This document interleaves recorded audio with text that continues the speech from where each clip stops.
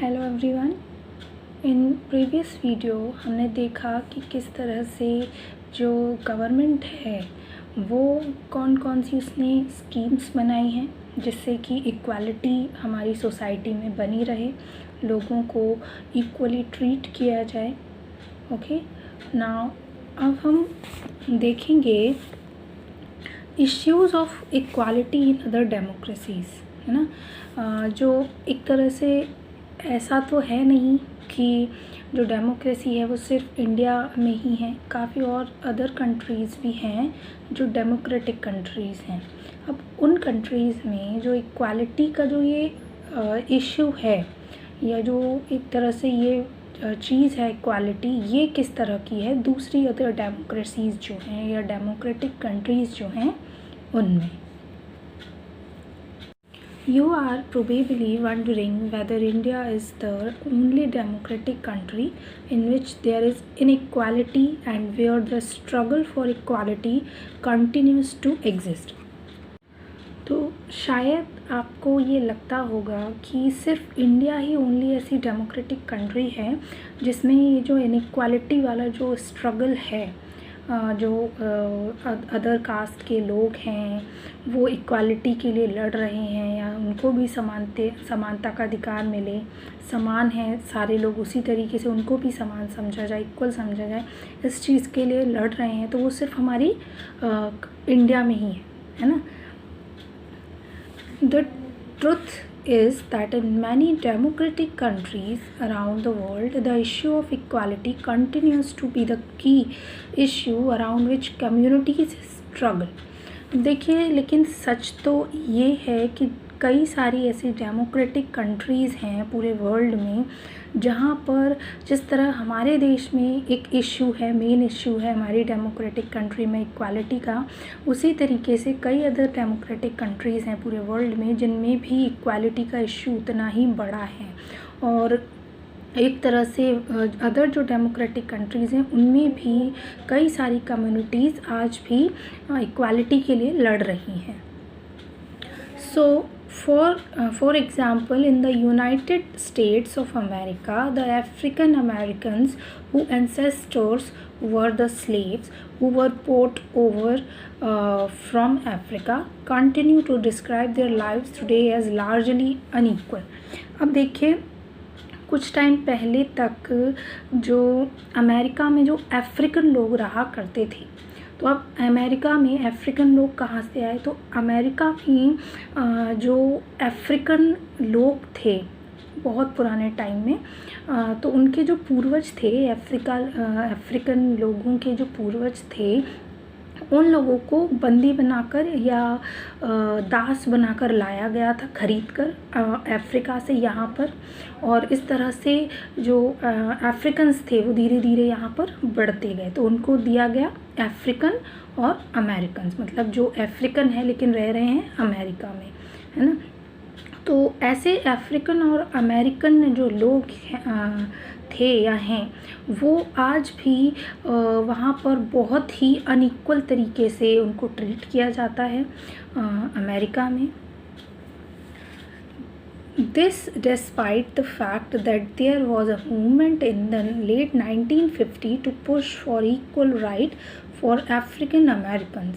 अब इसी के बाद एक तरह से एक मूवमेंट चलाया गया जो वहाँ पर अफ्रीकन अमेरिकन्स जो रहते थे अमेरिका में 1950 में, वहाँ पर एक इक्वल राइट्स के लिए मूवमेंट चलाया गया, किसके द्वारा, जो अफ्रीकन और अमेरिकन्स थे जो रहते थे वहाँ पर उनके द्वारा। Prior to this, African Americans were treated extremely unequally in the United States and denied equality through law. अब इससे पहले क्या होता था कि जो जितने भी अफ्रीकन और अमेरिकन्स थे, मतलब अफ्रीकन अमेरिकन जो अफ्रीका से आए थे अमेरिकन्स या अफ्रीका के थे वो अमेरिकन्स, उनको जो लोग वहीं के थे अमेरिकन्स जो थे मोस्टली, वो इन लोगों को अफ्रीकन अमेरिकन्स को एक तरह से अनइक्वली ट्रीट किया करते थे। और जितने भी एक तरह से लॉ बनाए गए, कानून बनाए गए, उन सबको इक्वालिटी के लिए, अफ्रीकन अमेरिकन्स की इक्वालिटी के लिए उन सबको क्या कर दिया गया, एक तरह से नहीं माना गया, किसके द्वारा? अमेरिकन्स के द्वारा.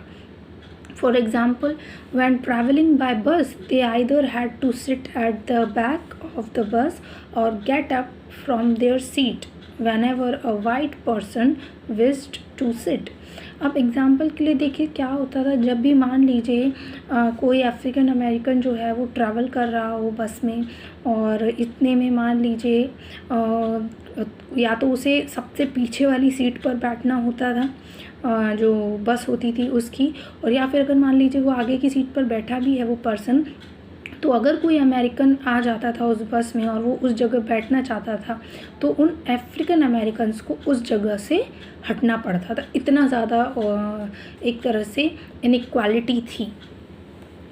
रोज़ा parks 1913 to 2005 was an African American woman tired from a long day at work. She refused to give up her seat on a bus to a white man on December 1955. देखिए रोसा park नाम की एक African American woman थी जो वहाँ पर काम करती थी. जब अपने दिन भर के काम से थक हार कर वो बस में चढ़ी, अपना ऑफिस से घर जाने के लिए बस में चढ़ी, तो एक वाइट मैन यानी अमेरिकन आया और उसने बोला कि आप यहाँ से खड़ी हो जाइए, क्योंकि she was a African American. लेकिन उन्होंने अपनी सीट देने से मना कर दिया. कब? दिसंबर 1, 1955. और उन्होंने जो ये मना किया, उनका जो रिफ्यूज़ल था उसको मना कर दिया वाइट मैन के या अमेरिकन के रिफ्यूज़ल को, तो उसी दिन से एक तरह से बहुत बड़ा संघर्ष स्टार्ट हो गया. अफ्रीकन अमेरिकन्स ने स्टार्ट किया, जो उन्हें इस तरीके से पूरे अमेरिका में अनइक्वली ट्रीट किया जाता था, उसकी वजह से पूरे अमेरिका में जो अफ्रीकन अमेरिकन थे they were start huge agitation against the Americans, treated and which came to be known as civil rights movement. और इस तरीके से सिविल राइट मूवमेंट बनाया गया, या जो अफ्रीकन अमेरिकन्स ने जो मूवमेंट किया, जो विद्रोह किया, आंदोलन चलाया, उसको क्या बोला गया? Civil rights movement. The civil rights act of 1964 prohibited discrimination on the basis of race, religion और नेशनल ओरिजिन. अब देखिए इसके बाद जब इतना मूवमेंट हुआ, जब इतने लोगों ने, जो अमेरिकन अफ्रीकन जो लोग थे उन्होंने इतना आंदोलन चलाया, उसके बाद सिविल राइट्स को वैलिड कर दिया गया, दे दिया गया, 1964 में लागू कर दिया गया सिविल राइट्स को. और इसके तहत ये एक तरह से कानूनन अपराध बताया गया कि किसी भी अमेरिकन अफ्रीकन के साथ उसकी जाति को लेकर, धर्म को लेकर भेदभाव नहीं किया जाएगा. It also stated that all schools would be open to African American children and that they would no longer have to attend separate schools specially set up for them. इसके अलावा इस सिविल राइट्स जो African American के लिए बनाया गया, उसमें ये भी बताया गया कि जितने भी स्कूल्स खोले गए थे अफ्रीकन अमेरिकन बच्चों के लिए, वो अब उनमें अफ्रीकन अमेरिकन के बच्चे नहीं पढ़ेंगे. मतलब पहले क्या किया था कि अफ्रीकन अमेरिकन के जो बच्चे थे उनके लिए अलग से स्कूल खोला गया था. ऐसा नहीं था कि उसी स्कूल में अमेरिकन लोगों के बच्चे पढ़ेंगे और उसी स्कूल में अफ्रीकन अमेरिकन के लोग बच्चे पढ़ेंगे. तो अलग से स्कूल बना दिया जाता था अफ्रीकन अमेरिकन बच्चों के लिए. लेकिन अब सिविल राइट्स जो था उसमें ये बताया गया कि अब जो अफ्रीकन अमेरिकन जो बच्चे हैं उनके लिए स्पेशली जो अलग स्कूल, सेपरेट स्कूल बनाए गए हैं, अब वो उनमें नहीं पढ़ेंगे. और अफ्रीकन अमेरिकन जो बच्चे हैं वो भी अब अमेरिकन स्कूल्स जितने भी हैं, जितने भी अमेरिकन के बच्चे जिन स्कूल्स में पढ़ते हैं उनमें पढ़ेंगे उन्हीं के साथ. However, despite this, a majority of African Americans continue to be among the poorest in the country. इसके अलावा एक बहुत बड़ी मेजॉरिटी थी अफ्रीकन अमेरिकन्स की जो अब भी पूरी कंट्री में बहुत ज़्यादा कैसे थे, गरीब थे, जिनके पास ज़्यादा पैसा नहीं था.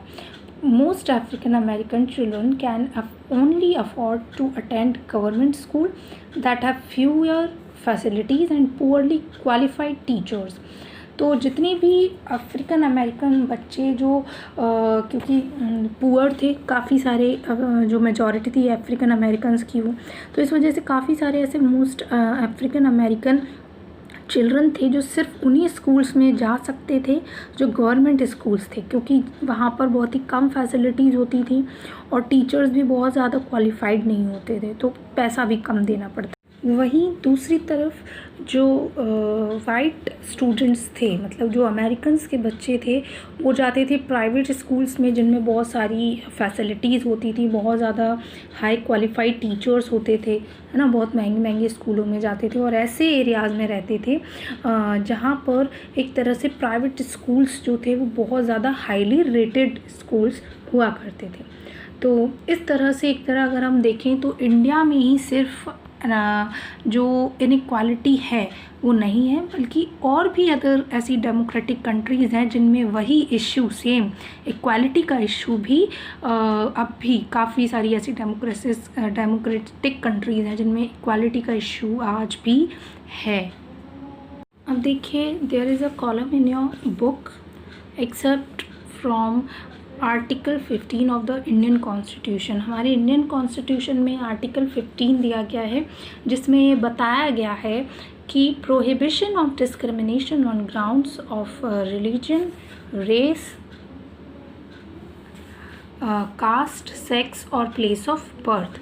आर्टिकल 15 में ये बताया गया है कि धर्म के आधार पर, जाति के आधार पर, मेल फीमेल के आधार पर या कहीं और इंसान का बर्थ है और वो यहाँ आकर रहने लगा है तो उस बेस पर भेदभाव नहीं किया जाएगा। ठीक है, ये कहाँ लिखा है? आर्टिकल 15 में। इसके अलावा the state shall not discriminate against any citizen on grounds only of religion, race, sex, place of birth और एनी ऑफ देम। और किसी भी स्टेट में डिस्क्रिमिनेशन नहीं होगा, भेदभाव नहीं किया जाएगा धर्म के आधार पर, कास्ट के आधार पर, सेक्स के आधार पर या प्लेस ऑफ बर्थ के आधार पर। ओके, इसके अलावा no citizen shall on grounds only on religion, race, caste, sex, place of birth of any of them be subject to any disability, liability, restrictions or conditions with regard to। किसी भी citizens को एक तरह से इन सारी चीज़ों के आधार पर भेदभाव नहीं किया जाएगा और एक तरह से जितनी भी पब्लिक चीज़ें हैं, जितनी भी शॉप्स हैं, पब्लिक रेस्टोरेंट्स हैं, होटल्स हैं, पब्लिक प्लेसेस हैं एंटरटेनमेंट के लिए, वो सब हर सिटीज़न यूज़ कर सकता है बिना किसी भेदभाव के। The use of wells, tanks, bathing ghats, roads and places of public resort maintained wholly or partly out of state funds or dedicated to the use of the general public। जितने भी मान लीजिए जो स्टेट फंड से जितनी भी चीज़ें बनाई गई हैं, चाहे वो पार्क हों, चाहे वो टैंक्स हों, बाथिंग घाट्स हों, रोड्स हों, पब्लिक प्लेस हों, जितने भी स्टेट गवर्नमेंट ने बनवाए हैं, तो वो एक तरह से जितने भी लोग हैं वो उन चीज़ों को यूज़ कर सकते हैं। मतलब ओवरऑल अगर हम बात करें आर्टिकल 15 में तो हर तरह के जो भेदभाव है मतलब ये बताया गया है कि जाति के आधार पर, धर्म के आधार पर, फीमेल है या मेल है, इस आधार पर, किस कास्ट से बिलोंग करता है या इंसान किसी दूसरी जगह से आया है और हमारे यहाँ रह रहा है तो उसके साथ भेदभाव किया जाए, तो इन सारी चीज़ों को लेकर भेदभाव हमारे इंडिया में नहीं किया जाएगा। Now, challenge of democracy. No country can be described as being complete democratic। किसी भी कंट्री को हम एक तरह से completely democratic नहीं कह सकते। There are always communities and individuals trying to expand the idea of democracy and push for a greater recognition of equality of existing as well as new issues। तो हर country में कुछ ऐसी communities होती हैं जो एक तरह से डेमोक्रेसी के जो आइडिया को उसको और विस्तार करना चाहती हैं और एक तरह से इक्वालिटी को या इक्वालिटी जैसे ही कई नए नए इश्यूज़ होते हैं उनको वो भी नए नए इश्यूज़ जो होते हैं इसके अलावा इक्वालिटी के अलावा भी तो वो एक तरह से देखने के लिए मिलते हैं कई सारी कंट्रीज़ में। Central to this is the struggle for the recognition of all persons as equal and for their dignity to be maintained। और एक तरह से केंद्रित में अगर हम ये कहें तो ये एक तरह से ऐसा स्ट्रगल है जो हर कंट्री के इंसान कहीं ना कहीं कुछ ऐसे कम्युनिटीज़ के लोग हैं जो अपनी इक्वल राइट के लिए या अपनी डिग्निटी के लिए स्ट्रगल कर रही हैं. In this book, you will read about how this issue of equality affect various aspects of our daily lives in democratic India. इस तरह से आप इस बुक में आगे आने वाले चैप्टर्स में ये पढ़ेंगे कि किस तरह से जो इक्वालिटी का ये इश्यू जो है, ये प्रॉब्लम जो है समानता की या असमानता की, ये किस तरह से हमारी डेली लाइफ जो है, लोगों की डेली लाइफ जो है या डेमोक्रेटिक हमारी जो कंट्री है उसके लिए कितनी ज़्यादा प्रभाव डाल रही है हमारी एक तरह से लाइफ पर. Okay. As you read these chapters, think about whether the equality of all persons and their being able to maintain their dignity is upheld. और एक तरह से जितने भी आप चैप्टर्स पढ़ेंगे उसके बाद एक तरह से ये सोचिएगा कि क्या जितने भी पर्सन्स हैं और जितने भी लोगों की सेल्फ रिस्पेक्ट है इक्वालिटी को लेकर, क्या वो उन्हें वैसे की वैसी ही मिलेगी या उनको जो जिस डिग्निटी की या जिस इक्वालिटी की वो बात करते हैं वो उनको मिल पाएगी. Okay. Now here is your chapter is completed.